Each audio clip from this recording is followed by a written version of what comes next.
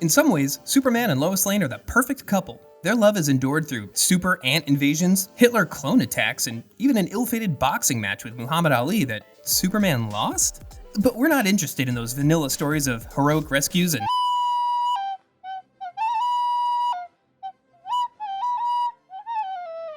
love conquering everything except Muhammad Ali. This is a show that dives right into the bonkers, the embarrassing, the unbelievable bits of canon that Superman would probably laser right out of our brains if he could. We're talking Lois trying to kill herself for Superman's pleasure, the seduction of multiple babies, and Superman transforming his girlfriend fat and also an entirely different race. This is CanonBall.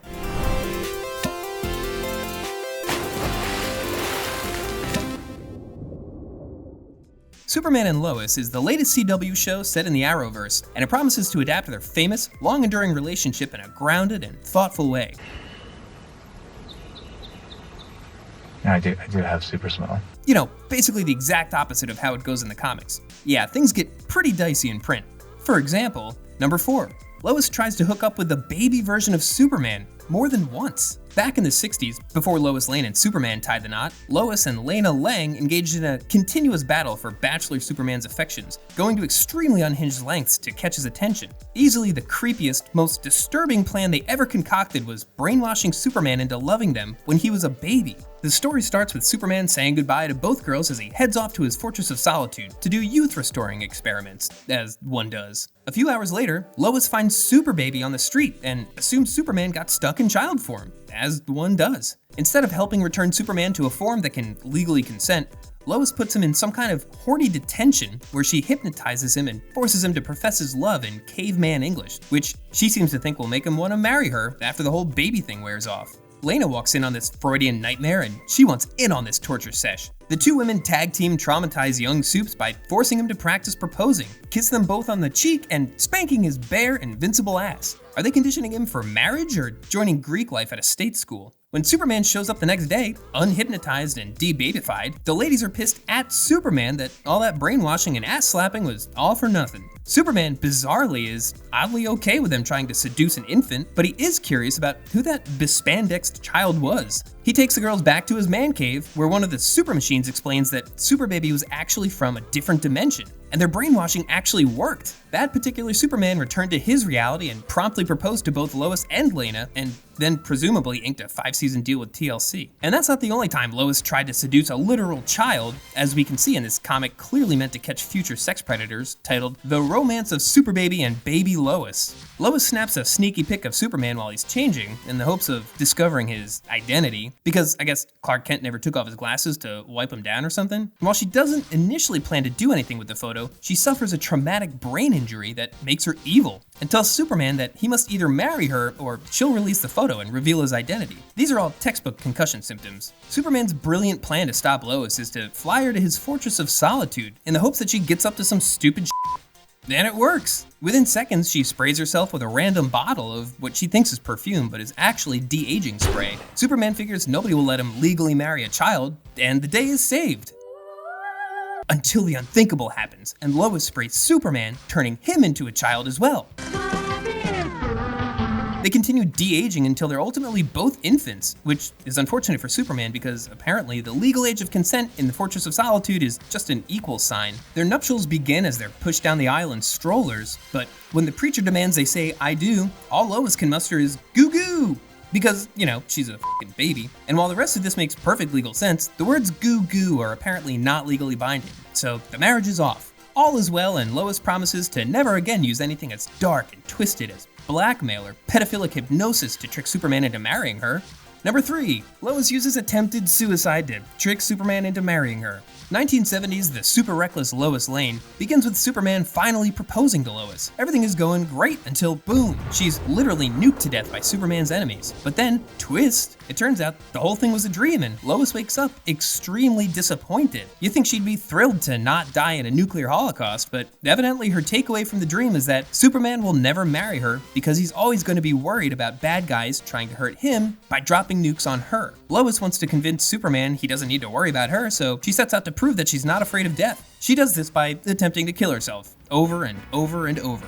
First up, she agrees to become a test subject for an invisibility serum, even though the previous guinea pig died in front of her like 12 seconds ago, and apparently the odds are 1 million to 1 that it won't kill her, which is almost certainly not how odds work. But regardless, the stuff is apparently very lethal. But Lois doesn't care because, as she tells Superman, "I'm not afraid to die. Maybe then you'll marry me." Fortunately, the serum works, and Lois uses her brief moment of invisibility to suck on Superman's lips without his permission, which, as we're learning, is pretty on brand. When it wears off, she tells Supes that they should get married now because look how brave she is. But Superman says no way would he marry a woman so reckless, so Lois does the sensible thing and quits her job, puts an ad in the paper saying she'll do anything as long as it's dangerous, and then commits to a series of absolutely batshit suicidal stunts in the hopes it'll somehow prove she's wifey material and not at all unhinged.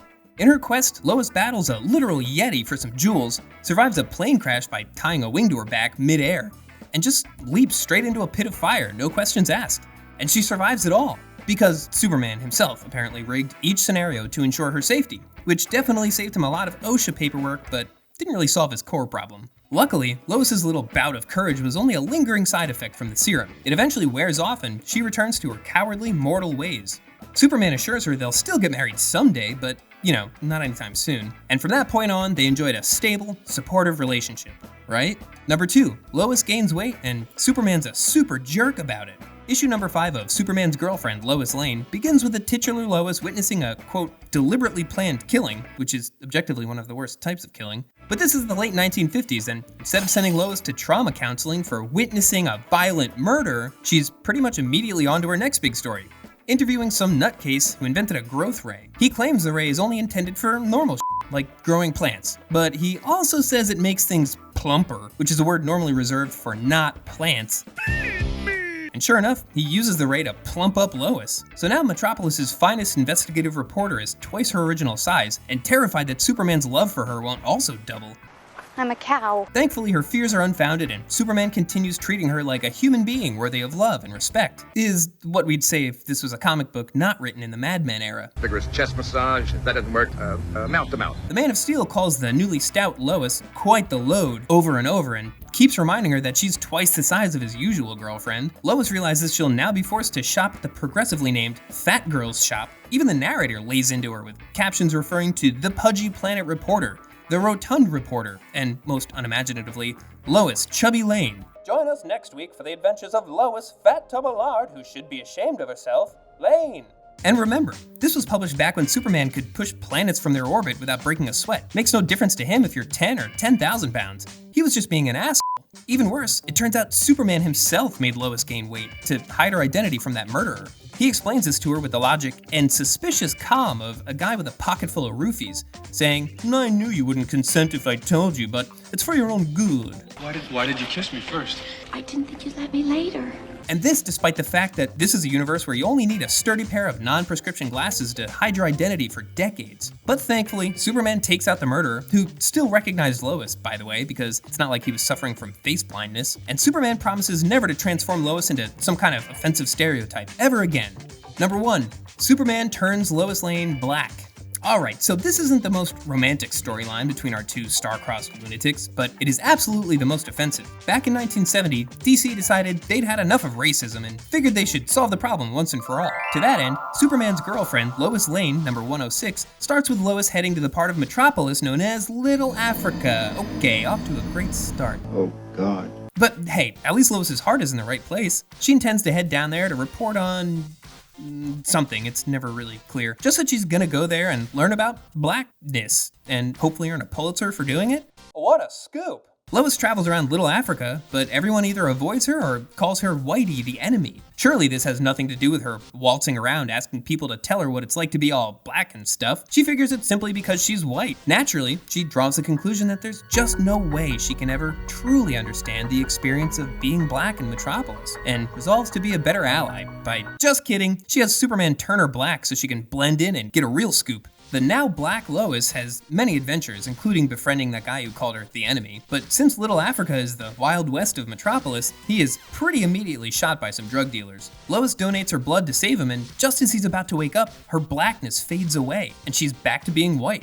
And just like that, the day is saved. A black man learned a lesson about tolerance, and Lois Lane learned what a good person she is. But the real racial test actually came a bit earlier when a still black Lois goes up to Superman and demands to know if he'd be willing to marry her, even though she's black and he's white. He doesn't directly respond, but does clarify that he's an alien, so race stuff doesn't really matter to him. And she explains to him that, sure, okay, but you still look white, and that's what really matters, right? Would you be willing to marry a black woman, son of Krypton? But before he can respond with a super, it's complicated, she transforms into a white woman, and they just drop the whole thing. And that's how DC Comics ended racism and proved love conquers all. Except, again, Muhammad Ali. Oh, Superman, how does it feel to be so thoroughly skewered? Well, another fortnight, another cannonball.